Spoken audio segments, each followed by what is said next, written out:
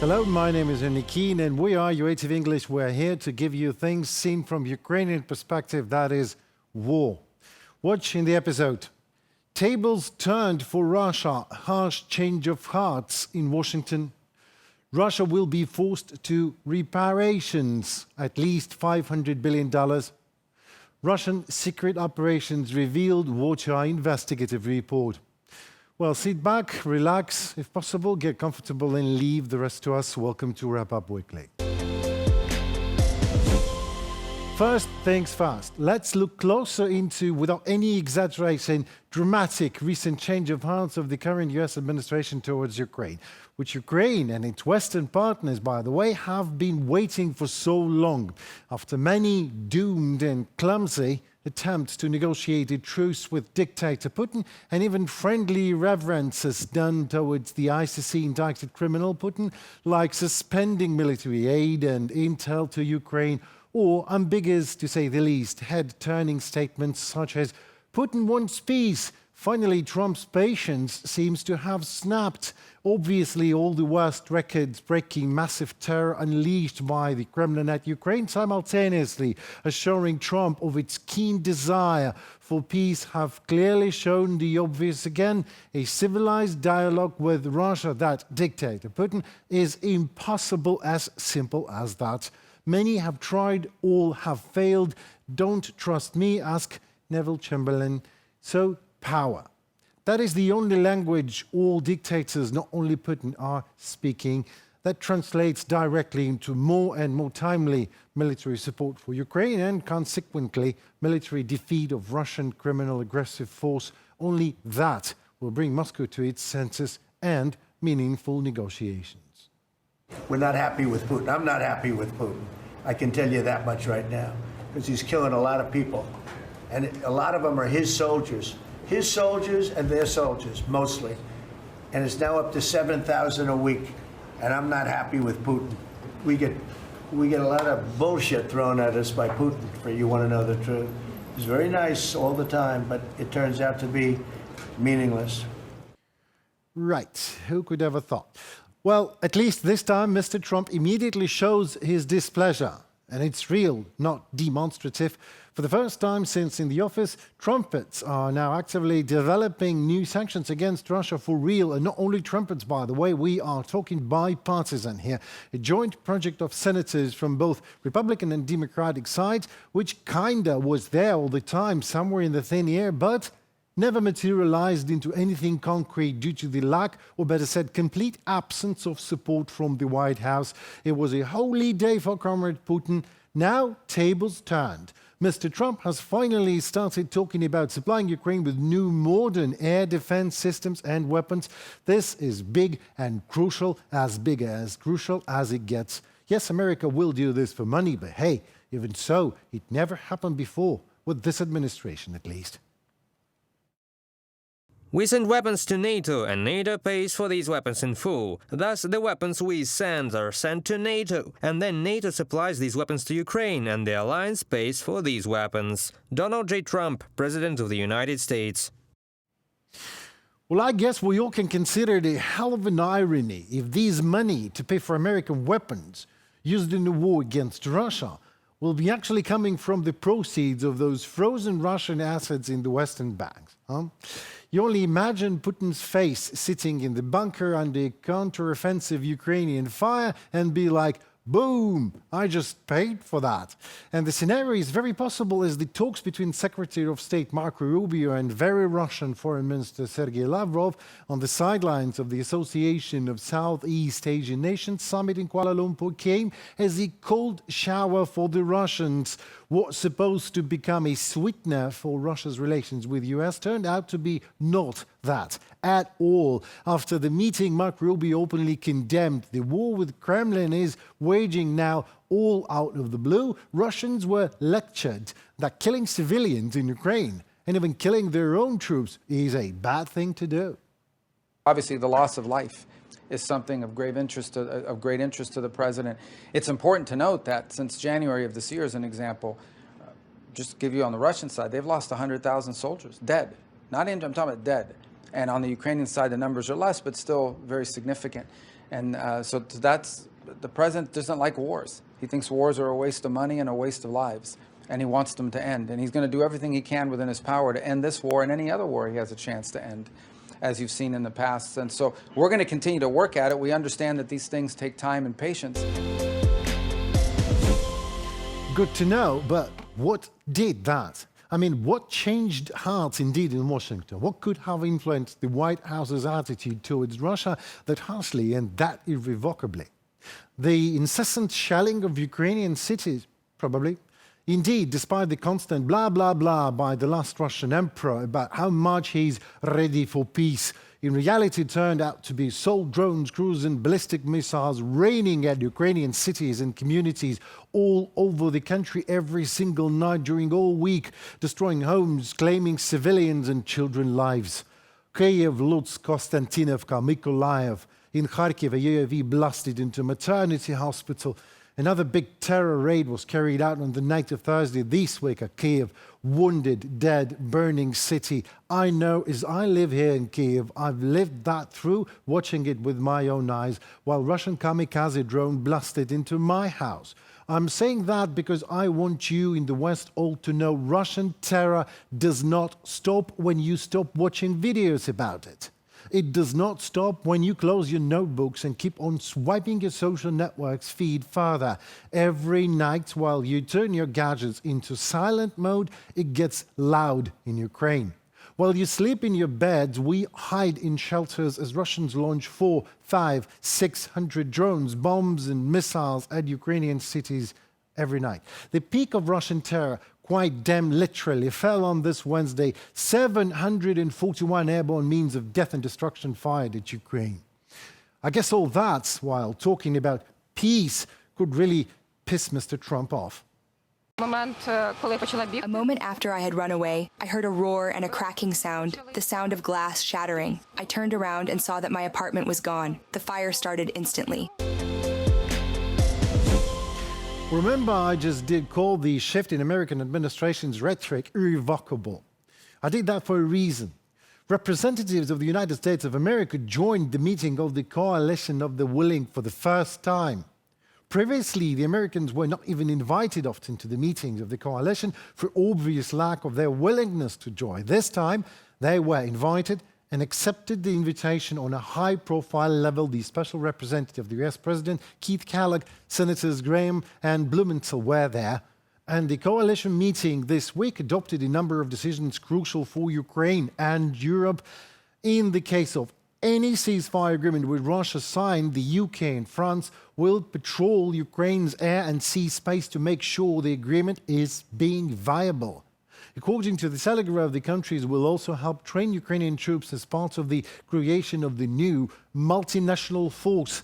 The Coalition of the Willing will also have its new permanent headquarters in Paris and, in the future, plans to open a coordination center in Kyiv. The goal of creating a multinational force is to be ready for deployment immediately after the cessation of hostilities in Ukraine to deter very, very possible future Russian aggression.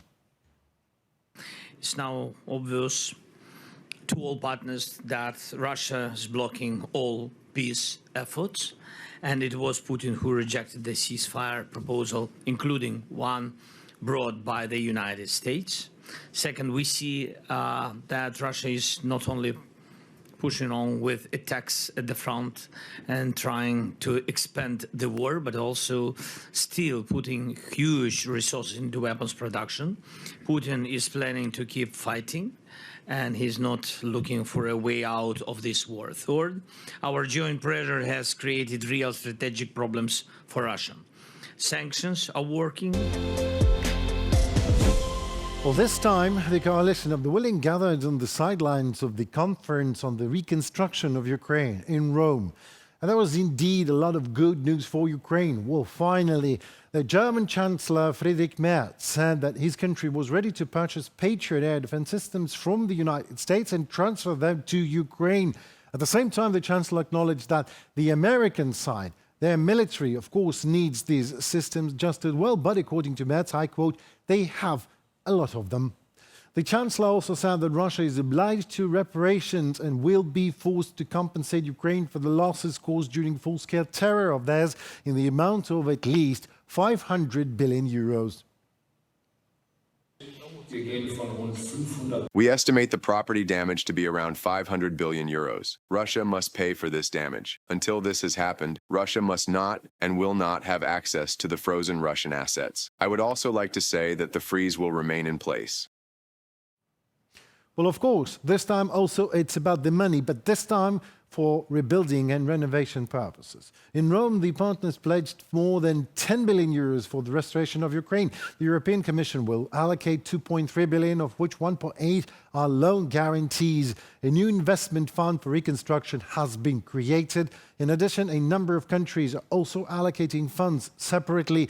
For example, the Netherlands is allocating €1/3 billion. All this money will primarily go to investment projects as well as to the restoration of energy and water supply after the Russian terror attacks. However, President Zelensky reminded that all the effort will be just in vain without enough pressure applied onto the perpetrator of the crime.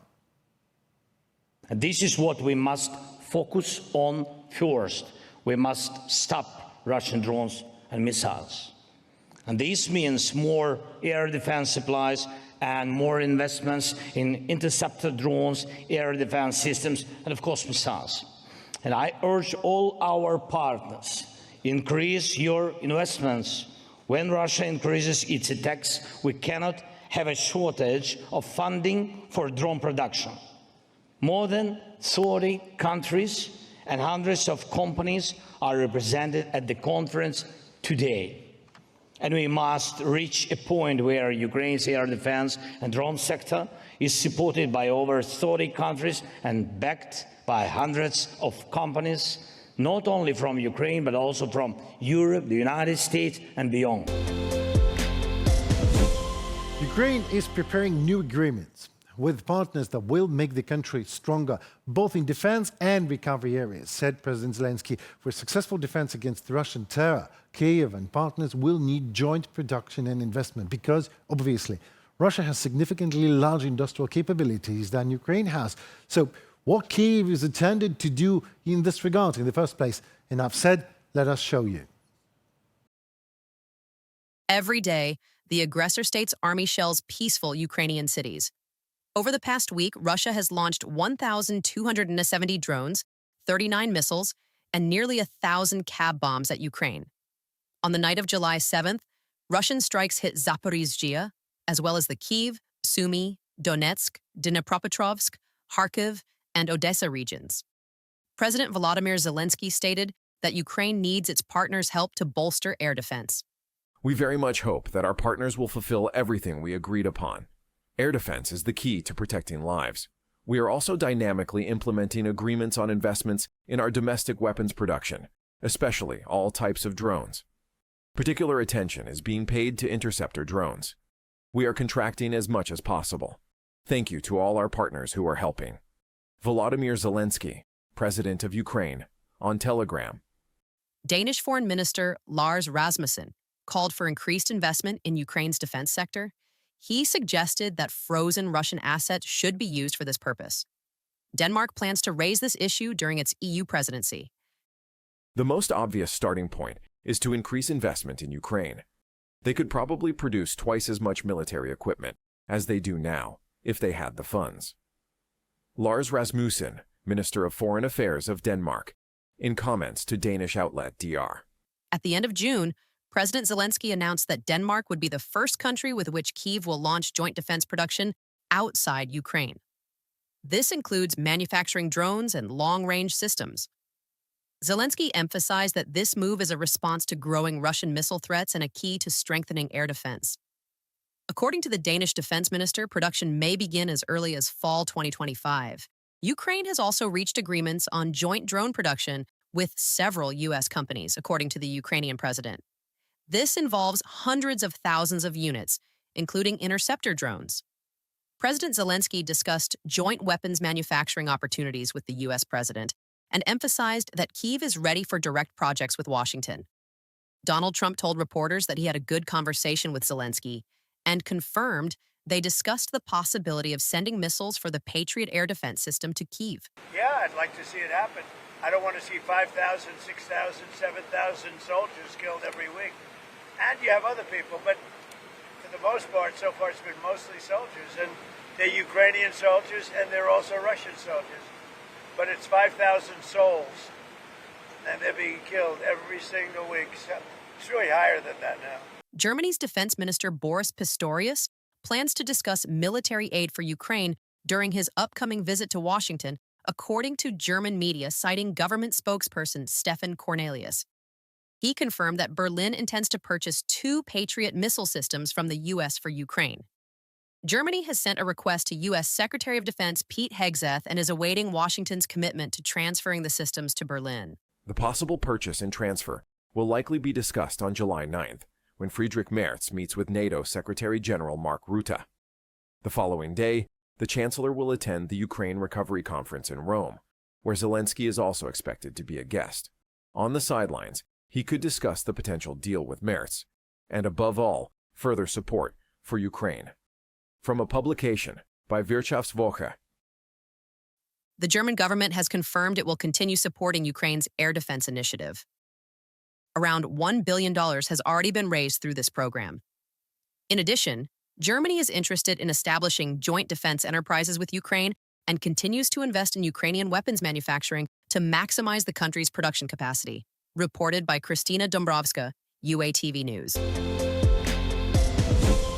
Rotterdam, Europe's largest port, located, in case you didn't know that, in the Netherlands, is preparing for a potential war with Russia, including reserving space for ships carrying military cargo and planning where to redirect them in the event of hostilities, the Financial Times report.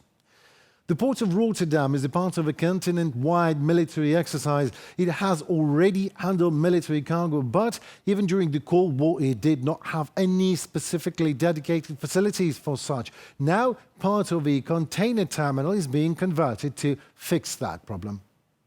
Not every terminal is suitable for handling military cargo. If we had to transport large volumes of military goods, we would turn to Antwerp or other ports to take over some of the capacity, and vice versa. Bodwin Simons, CEO of the Port of Rotterdam Authority. Well, be assured, Mother Russia is not sitting and waiting. She is running many preparatory campaigns for a potential invasion of NATO countries. For starters, Moscow is seeking to restore a spy network in the Czech Republic. The Czech Security and Information Service confirmed that. The head of the country's intelligence service, Mikhail Kudelka, said that Russia has noticeably stepped up hybrid operations in Europe: cyber attack, dissemination of fake news in large amounts, espionage, sabotage, you name it. Or let my colleague Kristina Dombrovska to keep you updated on the subject. The head of Czech intelligence called 2024 one of the most dangerous years for the country's national security due to hybrid attacks by the Russian Federation. These include sabotage, attempts to evade sanctions, cyber attacks, and disinformation. The Czech intelligence report states that Russia often recruits migrants to carry out crimes. Social media is used to enlist potential agents. The report cites the example of a Belarusian citizen seeking asylum in Czechia, who was paid in cryptocurrency to post pro-Russian content online. Moscow aims to rebuild a broad agent network under the diplomatic cover of its embassy in Czechia, according to the report. Such people were usually tasked with a wide range of activities, including transporting people or packages, photographing and filming sensitive objects, to arson attacks. Additionally, Czech intelligence highlights the role of the Russian Orthodox Church in Czechia. The agency asserts that this structure is fully loyal to the Kremlin and used as a channel of influence in Moscow's interests, from a publication by The Guardian. Particular attention is paid to infrastructure linked to military aid for Ukraine. Since Russia's full-scale invasion, Prague has provided Kyiv with military assistance worth over $900 million. The goal is to undermine the cohesion of Western societies, instill fear and uncertainty, reduce trust in the state's ability to ensure security, and increase pressure to cut support for Ukraine in its defense against Russian aggression, from a report by Security Information Service of Czechia. In many cases, recruits are unaware they are acting in Russia's interests. Recruitment occurs through intermediaries, making it difficult to identify the orchestrator. As Czech President Petr Pavel noted, The exact number of Russian agents in the country remains unknown. If you look at the resources and capabilities of Russian intelligence services, it's clear they are active in many areas. For example, companies engaged in Czech-Russian cultural cooperation, as well as under various other covers. So, it's very difficult to say how many Russians living in Czechia are actually working for Russian intelligence services. Obviously, our agencies are monitoring them. The Russian approach is as follows. If we cannot be stronger than our opponent, let's try to make them weaker. Through espionage, sabotage, subversive activities, cyber attacks, psychological campaigns, or disinformation, Petr Pavel, president of the Czech Republic, in an interview with BBC. Over recent years, Czechia has repeatedly been targeted by Russian agents. In 2021, the country expelled 18 Russian diplomats after Kremlin intelligence services were proven to be involved in explosions at ammunition depots in 2014. Regarding recent sabotage acts, Czech intelligence mentions an attempted arson attack on a Prague bus depot in 2024. A Colombian citizen was sentenced to 8 years in prison for organizing the arson. Several similar sabotage attempts were thwarted. According to the Associated Press, citing European intelligence data, Russian special services have orchestrated over 70 hybrid warfare incidents in Europe since the start of Russia's full-scale invasion of Ukraine. On July 8th, a British court convicted 3 individuals who, on orders from the Wagner Group, set fire to a warehouse containing aid for Ukraine. On Tuesday, a British court found 3 men guilty of arson in the March 2024 plot that prosecutors said was masterminded by Russia's intelligence services, part of a campaign of disruption across Europe that Western officials blame on Moscow and its proxies. 2 other men, including Earl, previously pleaded guilty to organizing the arson, from a publication by Associated Press. European intelligence officials warn that Russia's hybrid aggression in Europe is becoming increasingly dangerous. In 2024, 12 incidents of arson or serious sabotage were recorded, compared to 2 in 2023 and none in 2022. Reported by Kristina Dombrovska, UATV News. As Ukrainian UAVs proved in Operation Spiderweb, Russian war machine is not invincible at all. This time, our UAVs paid a fiery visit to the military plants in the city of Tula. Drones also destroyed the Kronstadt UAV facility depot in Moscow region and attacked the aircraft company in the city of Taganrog, while targeting solely and exclusively military facilities. As you can see, in the footage, there is no debris falling onto civilians. They even have fun to film Ukrainian UAVs from a safe distance, standing on their balconies. Suit yourself that either courageous or just stupid, that I don't know, but either way, you can clearly see the difference between how Russians wage wars and how Ukrainians defend themselves. We do damage and destroy, yes, but specifically Russian military facilities, not civilian areas, in retaliation of what they do to us every single night. Why? Well, because we are not them. As simple as that. And to add to the topic, the Ukrainian Defense Forces attacked the Krasnozavodsk chemical plant in the Moscow region. The General Staff of the Ukrainian Armed Forces just confirmed. The plant produces explosives and ammunition, including thermobaric warheads for Shahed-type drones. Such strikes extremely painful for the military-industrial complex of the aggressor country, Russia, and undermine the combat capability of the Russian army. And also in terms of morale, also significant. It's Moscow region, right? So one more step closer to a red square, I guess. My colleague Nikita Skoblikov will update you on what actually happened. The Russian dictator is trying to convince Russians that their makeshift developments supposedly surpass NATO weapons. He made this claim at another propaganda forum called Everything for Victory. The Moscow Times highlighted one such outstanding Russian innovation, makeshift metal structures known as mangals. These are mass installed on the aggressor army's equipment to provide some protection against Ukrainian drones. Initially simple grills, these mangals have evolved into solid screens and structures resembling sheds. Their effectiveness is demonstrated in videos from Ukrainian forces. Putin is winning in his own mind and convincing Russians they surpass everyone. Russia, the great country of the future, produces the world's best planes, tanks, mines, and shells, but can't make a vacuum cleaner. That's another matter. Putin lies just as his predecessors did. Despite the Kremlin's claims of a booming military industry, the reality on the front lines tells a different story. New equipment is increasingly rare, with most of what reaches the front being Soviet-era relics. Ukrainian defense forces' strikes on Russian military factories are causing significant damage, halting the production of components for equipment, artillery, and missiles. Acquiring these abroad to bypass sanctions is becoming harder and more expensive. As a result, Russia prioritizes quantity over quality. It's about resuming production of the simplest weapons possible, which can be delivered to the battlefield quickly. The same goes for ammunition, which is why they rely on Iranians and North Koreans. Poor quality, but it shoots. Due to issues in its military-industrial complex, Moscow is unable to fulfill even previously signed contracts. According to the Times of India, deliveries of S-400 air defense systems to India have been delayed by nearly 4 years. Under a $5.5 billion contract signed in 2018, India was to receive 5 S-400 squadrons by 2023, each with 2 batteries and 128 missiles of varying ranges. India has deployed 3 squadrons, but the remaining 2 are now expected by 2027, a clear sign of Russia's strained war machine, analysts say. Yet, even weakened, the aggressor's army remains a threat to Europe and NATO. The West's main goal now should be a plan to reduce or destroy Russia's missile production capacity while increasing production of its own air defense and long-range systems. Russia produces more Iskanders, 700 per year according to Shure data, than the West produces ballistic missile interceptors. At least 2 to 3 Patriots are needed to intercept 1 Iskander. Andriy Kovalenko, head of the National Security and Defense Council's Center for Countering Disinformation, on Telegram. NATO recognizes the Kremlin's threat and is actively reinforcing its eastern borders. As the Telegraph reports, alliance members acknowledge that deterring a potential Russian invasion requires measures previously considered unthinkable, including deploying millions of anti-personnel mines along borders. Consequently, the Baltic states, Poland, and Finland have announced their withdrawal from the Ottawa Convention banning anti-personnel mines.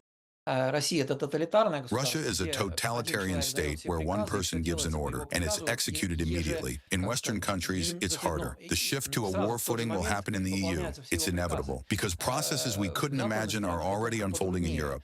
Ukraine has also announced its withdrawal from the Ottawa Convention. Fedir Venislavsky, a member of Ukraine's Parliamentary Committee on National Security, Defense, and Intelligence, stated that Ukrainian enterprises are preparing to launch production of anti-personnel mines. Reported by Nikita Skoblikov, UATV News. Well, it is time to say our goodbyes. I guess my name is Henry Keane, and it was Wrap Up Weekly at UATV. We appreciate your time, your presence, and your voice in the comment sections below. It really helps the Ukrainian voice to be heard worldwide. So don't shy out to comment and subscribe. Join the fight for freedom and sovereignty on the right side of the history being made in front of your eyes. Stay tuned. Hope to see you next week, and goodbye.